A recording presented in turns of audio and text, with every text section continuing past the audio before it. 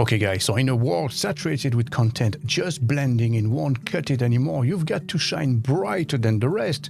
So picture this. Step 1, establishing your online authority by becoming the expert of your chosen niche. Step 2, crafting content so mind-blowing your competition will be left in the dust. Step 3, dishing out value that's as rare as a unicorn on roller skates. And step 4, tackling uncharted territory in your field like a fearless explorer. But what if you've covered all these steps already? How can you still outshine your rivals and claim your spot right at the top? Well, hold on to your hats because I've got a game-changing solution for you today. Imagine if you were able to have multiple users work on the same blog post at the same time as a team. Would that help you create more content more efficiently? Well, if this is the case, keep watching because I'm going to show you how it's done. Okay, very good. And for this, we're going to use Multicollab. And as you can glean from its name, it will allow multiple users to collaborate on the same blog post in WordPress. So as you can see, it's a Google Doc style collaboration in WordPress. So basically, you don't have to copy and paste anything. You can work immediately from within WordPress, from within the Gutenberg page editor, which is going to save you a lot of time, obviously. So if you scroll down, as you can see, you can add inline comments, suggestions, you can collaborate with your team, add replies and mark as resolved, and also comment on media and add media to any of your comments as well. You can add files or whatever you want. So it's a marvelous, fantastic collaboration tool that obviously will save you tons of time and also a lot of money. So let me show you how this works. So let's go to WordPress now. And let's pretend you've installed Multicollab already on your WordPress website. Now you create your blog post. So you're going to add the title, maybe a few paragraphs, bullet points, images, whatever way you want to design it. There you have it. Now you'd like to invite your teammates to work with you on this document, maybe to help you stylize the content, maybe make sure that the content is correct, or some information may be added or removed. So now you need to collaborate with your teammates on this. So how can you do so? Well, you can easily do so by using the Multicollab feature. So all you have to do is click on this icon here and now the share button. And now you can invite as many co-workers, any of your teammates to work with you on the same blog post. And all you need is basically their email address. So click on this box here and then select any user. So you can type the email address, or if they're already registered on your website, you can select them like I'm going to do here, okay? So let's say we're going to invite David to work with us. And now we can assign a role. Would David be a viewer or a commenter? So whichever way you want. And then you can also notify them via email and send them a personal message. So perhaps something like this, hi Dave, any chance you could help me out with this blog post? I'm not too sure about a few paragraphs, thanks. And then you can send the invite. So if you click on this, it will send the email automatically to David. And as you can see, we get a confirmation. The email was sent. And now we can close this. And now David will receive the email. And all he has to do is basically click on this button here. And he will have access to the blog post without needing any credentials whatsoever. And now from my end, I can add inline comments or suggestions and David can review that together with me. So let me show you an example here. So if I wanted David to review the first paragraph here, I'm not too sure maybe of the content.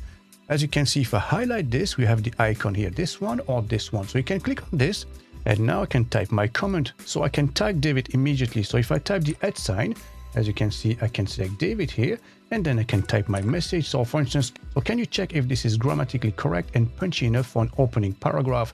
And I can even assign this to David if I wanted to. If I tick this box, basically David will be responsible for marking it as done. If it's not ticked, both of us can mark it as resolved. And I can post my comment.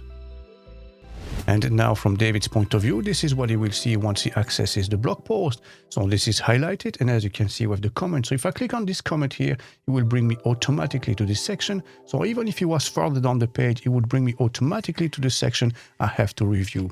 And now David can either reply to this message or offer suggestions. So let's say I notice there is no hyperlink attached to the website URL here. So maybe I can mention that as a reply. So for instance, I will replace the Multicollab URL with an actual hyperlink that goes straight to the website. And then I can post my reply.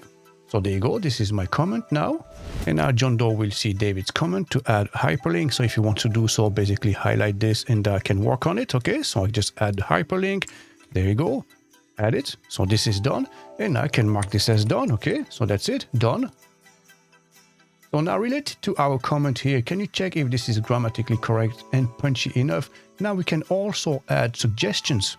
Now back to David's screen, if you want to offer suggestions, first you need to enable it. So click on the Multicollab logo here, go to settings, and you have a toggle switch here, make sure it is switched on. Basically this is done now, okay? As you can see, you get a message that says suggestion mode is on, and now you can suggest changes to the paragraph. So for instance, as you can see, this sentence here says, we'll introduce you to a game-changing platform that could revolutionize the way you collaborate on WordPress project.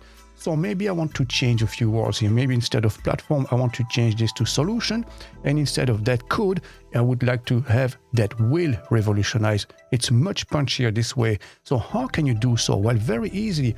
All that David needs to do is to basically highlight the section he wants to change, okay, just like this.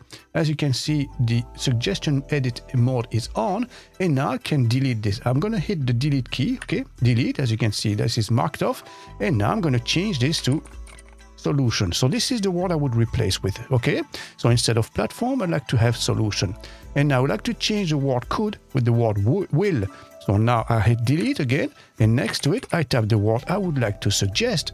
And as you can see by the side, those suggestions are recorded automatically. So as you can see, you have platform and we have will.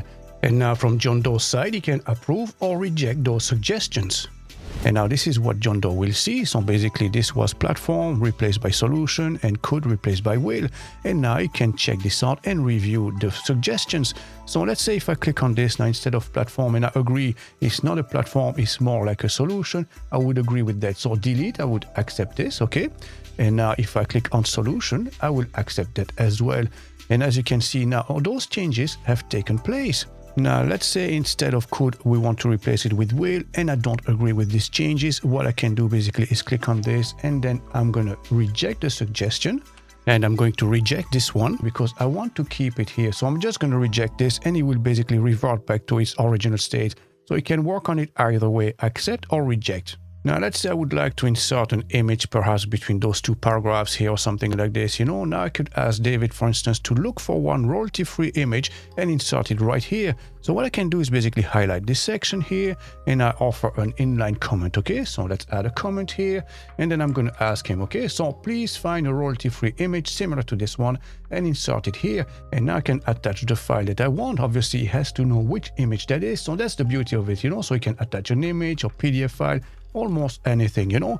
So let's select an image. So let's say this one, for instance, and let's select. So there you go. Now you added the image and now you can post your comment. Very good. And now David can review this. And now from David's screen, we will see this. So we have our message here. So if I click on this, as you can see, this one has a different shade of yellow. You have faded yellow and then vivid bright yellow like this one. So this is the section we're working on. You can see the message here, right? So please find a royalty-free image similar to this one. So I need to see the image. So I'm going to click on this. It's going to open up in a different tab. And now I see the image. And now I can go on Pixabay or Pexels or any of those, find the image and then upload it. So what I'll do now is just to insert the image right here. So I'm going to click on this. I'm going to add an image. And as you can see, you have the suggestion mode on. So David can review that afterwards as well, you know. So now we're going to upload our new image. So I found one online. There you go. Office workers. Upload this and now we can save our draft. And I can even add a comment as well, you know. So I can type, how about this image here? Would that work? And then I post my reply. And now from John Doe's screen, I will see that the image was added. And if I'm happy enough with it, I can just accept it, okay? So right here, I'm going to mark this as resolved. Very good. And now our suggestion here on top, I'm going to accept it as well. So accept suggestion. And that's it. Now the image has been inserted in our blog post. So these are the main essential features of Multicollab, and I'm sure you will agree that this is a fantastic tool that will save you a lot of time and obviously a lot of money as well. So these are just the main essential features. Like I said, there's a lot more features to discover. So if you want to find out more about Multicollab, we'll leave a playlist right here.